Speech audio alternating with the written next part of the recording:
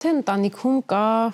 շիկացած մթնոլորտ, լարված հարաբերություններ ընտանիքի տարբեր անդամների միջև,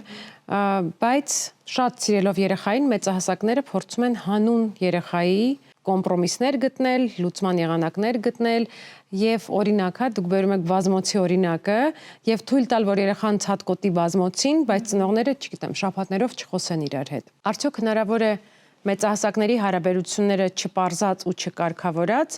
տալ երեխային միջավայր, որտեղ իր ցանկությունները ի կատար են ածվում։ Եվ արդյոք դա ճիշտ է։ Կարող է այնպիսի իրավիճակ լինել, որ ծնողները ինքնազոհությամբ, որոշելով, որ դե երեխայիս համար եմ անում, ինչ որ անում եմ,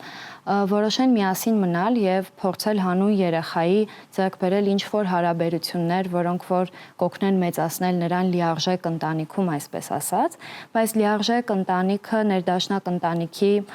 գործոններից միայն մեկն է։ Ներդաշնակ ընտանիքը նաև ենթադրում է հաղորդակցում, ենթադրում է փոխհարգանք, ենթադրում է սեր, որոնք անպայման պետք է լինեն, որպեսզի երեխան իրեն ապահով զգա։ Իսկ երբ ընտանիքում կա լարվածություն, նրանք շատ լավ զգում են։ Օրինակ սեր չկա, ծնողների միջև հարգանք չկա, օրինակ ինչ որ վեճեր են տեղի ունենում, այսինքն այդ մոդելը եւ լարվածությունը միևնույն է փոխանցվում է երեխային։ Ու ինչ որ պահի դա դառնալու է նաեւ գործիք երեխայի համար, ինչ որ պահը մասնավորապես դեռահասությունն է, երբ նա օգտագործելու է այդ բաժանումը ծնողների միջև իշահ իրեն, որովհետև երեխան խնդիր ունի հասկանալու, թե մինչև որտեղ կգործի այդ սահմանը, որպեսզի նա բավարարի իր կարիքները։ Ու եթե շիկացած են հարաբերությունները եւ դրանք նաեւ դրվում են երեխայի դաստիարակության մեջ, ինչ որ պահի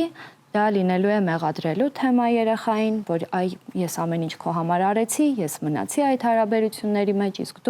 իսկ երեխան չունի պատասխանատվություն ձեզ միասին պահելու, յուրաքանչյուրը ինքն է իր կյանքի համար որոշում կայացնում։